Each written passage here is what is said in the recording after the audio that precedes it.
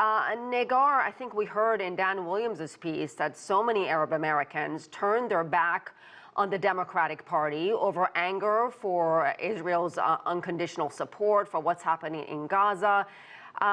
And one woman in that report saw Donald Trump as a lesser of two evils. What is your take on it? And can we really expect any meaningful change when it comes to what's happening in the Middle East?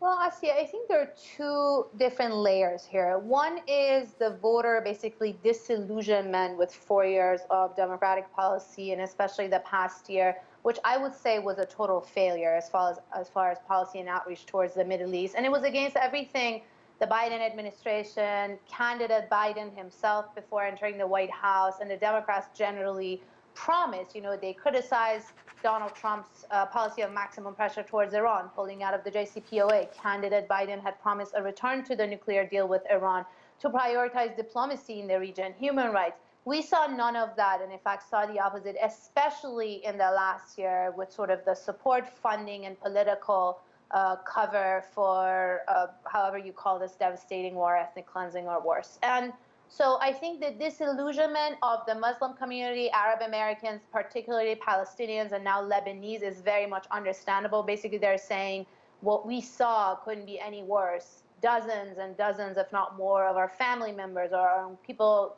our extended community have been killed and are displaced. The countries and communities are being destroyed. So that is understandable. Now, as far as actual analysis and policy, I think what we saw in the first Trump term wasn't very much towards Middle East peace, as opposed to just deals with some Arab countries, mostly the actual leaders or autocrats in the form of Abraham Accords.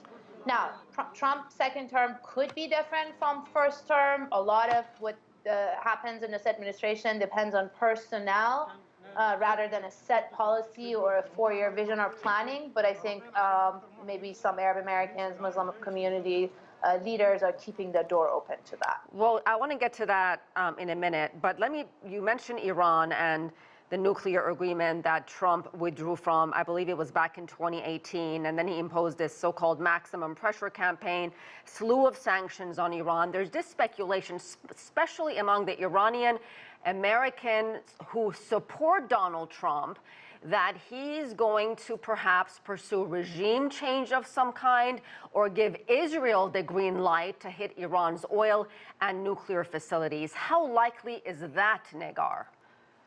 Well, again, with the Trump administration, it's a wild card. So if we rely on what candidate Trump has said, at least on this campaign trail, it seems like he's talking about being the candidate for peace, anti-war, wanting a deal with Iran. He was specifically asked about regime change in Iran, which he, pushed back on. And so these are the comments this time around. But if we look at the track record, which was only 4 years, so that's why I'm saying Trump 1 and Trump 2.0 might be different depending on personnel. But in the first term, it was also a mixed bag, right? So the first year or so, he wanted a deal with Iran. The Iranians were reluctant, so they didn't accept the outreach, the engagement, and then suddenly he did a U-turn, and he pulled out of the deal, sanctions, and then assassinated a top Iranian general, essentially brought the two countries on the brink of war.